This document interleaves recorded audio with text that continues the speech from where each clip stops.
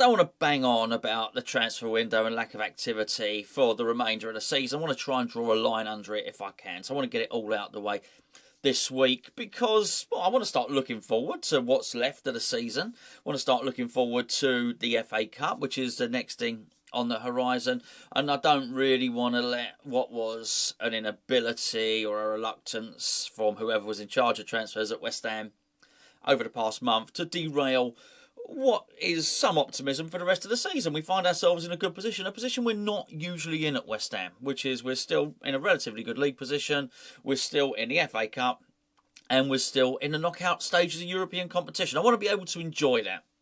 Don't want to spend the next month saying, oh, but that transfer window and all the rest of it. But there's still other things to discuss that I haven't really gone through as yet. And as you'll have noticed from the title of the video, this is about Declan Rice. And the story has moved forward a little bit today. I'm sort of glad I didn't do the video until now, actually, because the article in the Telegraph has since happened. And if you're not aware, the article in the Telegraph is basically hinting that Declan is unhappy with the lack of transfer activity at West Ham, that there are other clubs interested in him, and the West Ham may have to accept less than 100 million. So there's quite a lot to get into. For those of you who don't know, it is suspected that the Telegraph have the ear of Declan's representatives, and that was where the story broke, that Declan had turned down 2 contracts and it was pointless offering him a third, and if they did, then we had to have a buyout clause. So that's where it's suggested that comes from. So we got quite a lot to deal with there.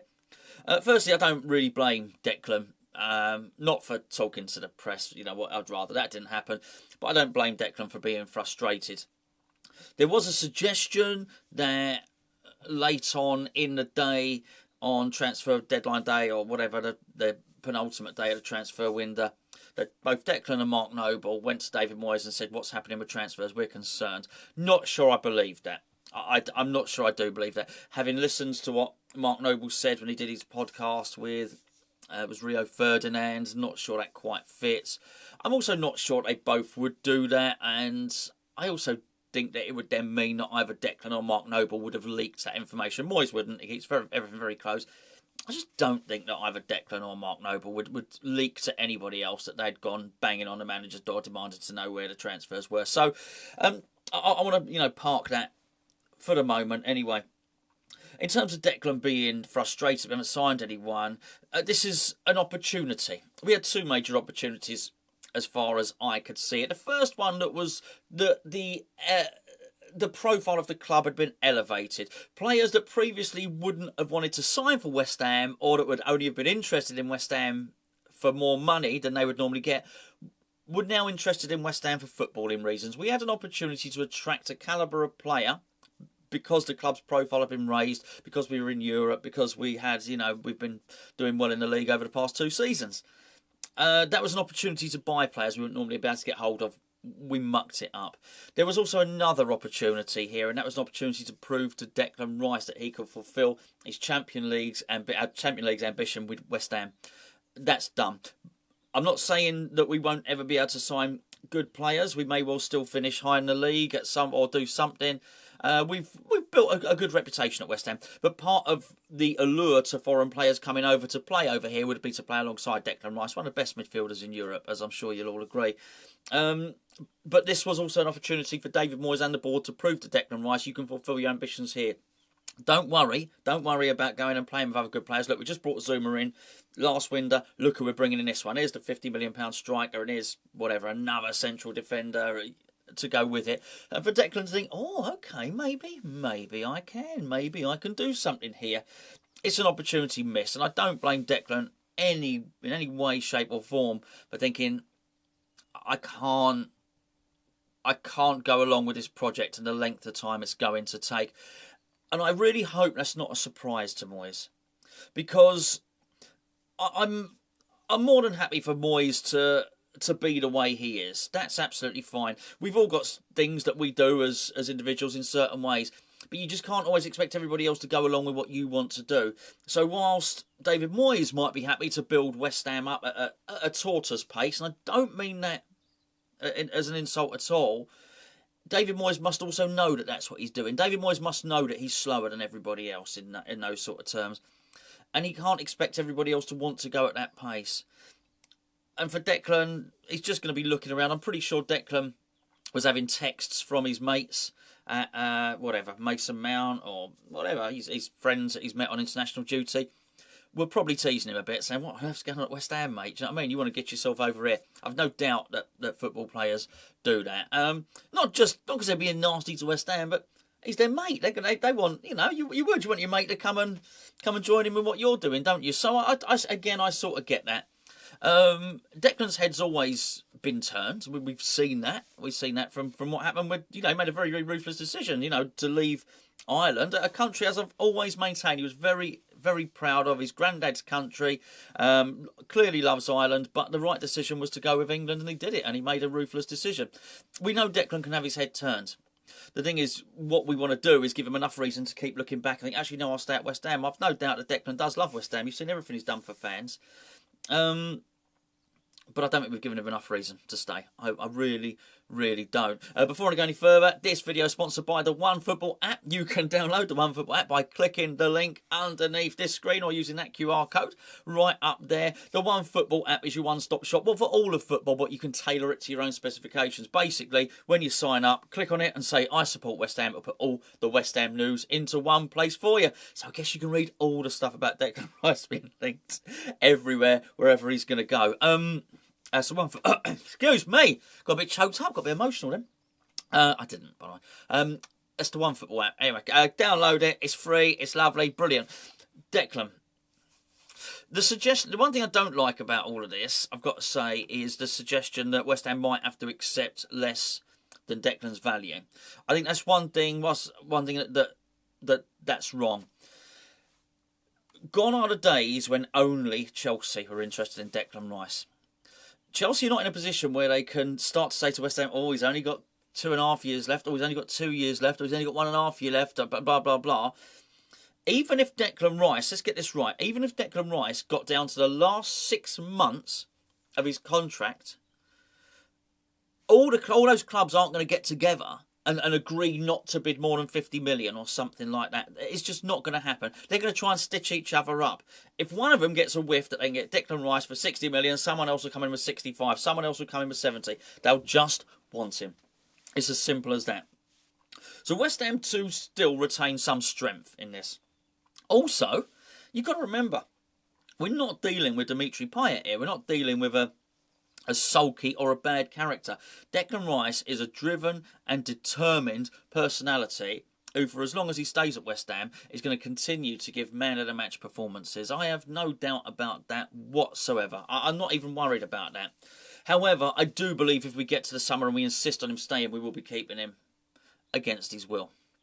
And I would like to think that David Moyes has not been so naive, because he's spoken about wanting to build the team around Declan. He's spoken about it many, many times, wanting to build the team around Declan. But you do have to actually build a team. You can't stall and have these periods of inactivity where you don't do it. I've often questioned, not particularly just David Moyes, I've often questioned some managers' ambitions, and it was something that I always sort of looked at.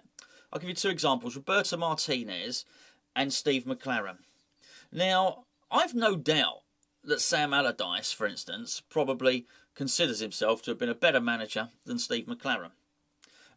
Steve McClaren had a topsy-turvy career. There was some good points, some highs, and also a lot of lows, some relegation, a lot of crap in there, basically. Still not convinced that Steve McClaren was an excellent manager, but he clearly was a really, really good coach. However, Sam Allardyce always used to try and achieve the lowest common denominator. Sam Allardyce took pride in the fact that he'd never been relegated.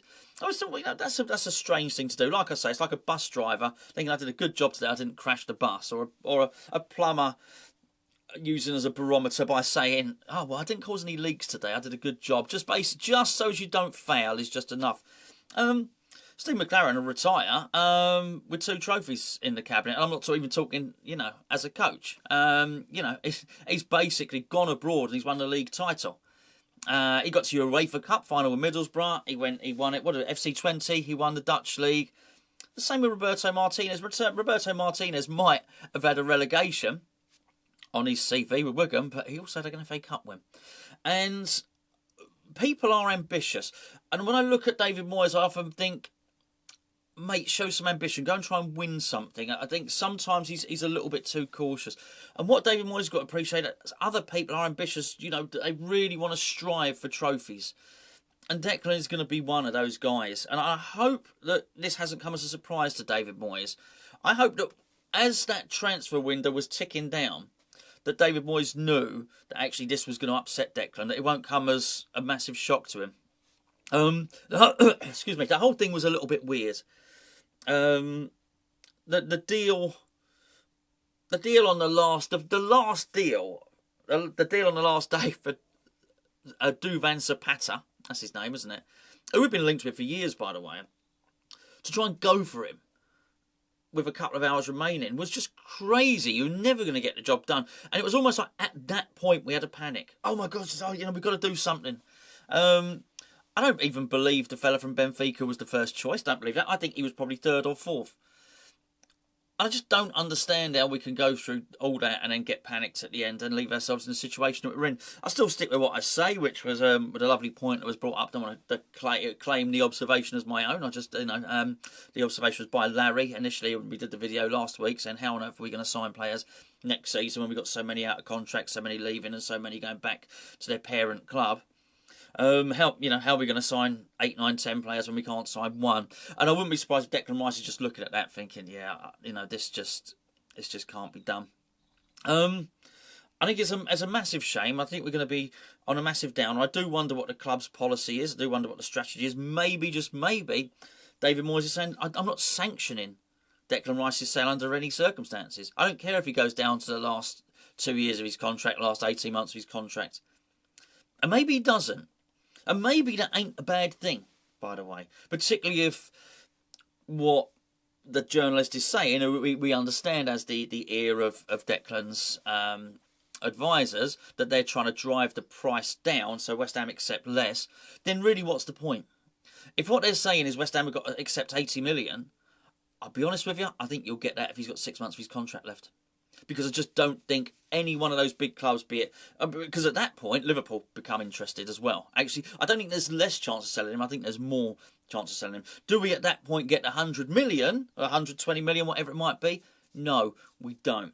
But I still think with a year, 6 months left on his contract, I still think you're getting 70, 75. And actually, maybe you're better off taking 75 million for Declan in a couple of years' time and keeping him playing for a couple of years than you are, then you basically are just trying to sell him now for a reduced fee, which might be driven down by his agents at sort of 80 million. There's no point. Might as well keep him. So I don't think whilst I think Moyes is being naive, but I think he can keep Declan interested, I think those advisors, if the story is true in the Telegraph, are naive by thinking they can drive the price down. Do you understand? There's no benefit. There's no benefit to West Ham. You think, okay, well, do you know what? If all we're going to get is 70, 80 million, don't worry about it. We'll take that in 2 years' time. We'll get it. We will get it, make no mistake about it. You wouldn't do it normally with players because they're down tools, they wouldn't turn up for training. Declan's not like that. Declan is a consummate professional.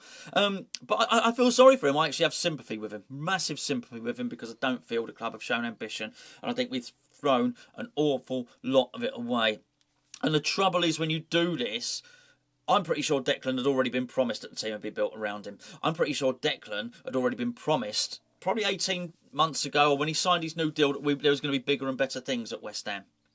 And so he is going to be disappointed that hasn't happened. And it's hard now to go and say it again in the summer. We can't get to the summer and say to Declan, Declan, okay, stick with us, mate. Sign a new contract because we're going to really strengthen the team now. Because Declan has every right to turn around and say, you said that before, you keep saying that. I can't, I can't keep waiting for that. It's not just about Declan moving to a club. He can do it later on in his career. Maybe people consider Declan doesn't just want to win one trophy. I think that's the thing. Maybe Declan wants to win 3 or 4 Champions Leagues, numerous titles. He's a winner. We all know people like that. We all know these driven people. I said to Gio before, it's the type of person might have your mates when you play Monopoly with them. They go mad. absolutely mad if they land on Mayfair and you've got all the hotels on it or whatever the case may be. We've all played cards with them. You've all played golf with them. You've all got a competitive friend who wants to win at everything. They're lovely people. I tell you what, we put a Monopoly board in front of them, they turn into savages. Apparently Gio's one of those as well. I've never played Monopoly with him. I don't think I will now I've learnt that. Anyway, I sort of digress slightly, don't I? Look, this is my point. It's no good saying to Declan, oh, you can move to a big club when you're 26. Maybe he doesn't want to. Maybe he wants to start accumulating trophies now. Maybe he wants to win. We spoke about Rio Ferdinand earlier. Maybe he wants more league titles than Rio Ferdinand won. You know, maybe he wants more Champions League than Rio Ferdinand. I think maybe Rio get 1 or 2. That's ambition, and it's an ambition that I don't think Moyes has understood. I'm not saying Moyes has no ambition in life, but it's like I say, it's that common, that lowest. It's your targets, and Declan Rice has got big targets, lofty old targets that he wants to achieve, and Declan Rice feels that he can't achieve them at West Ham, and from what I've seen in the last window and the last little while having a look at West Ham, it looks as though West Ham have got really iron, are having a little bit of a nosebleed at the moment. And as much as it pains me to say it, and I don't want to lose Declan, I do sort of agree with him.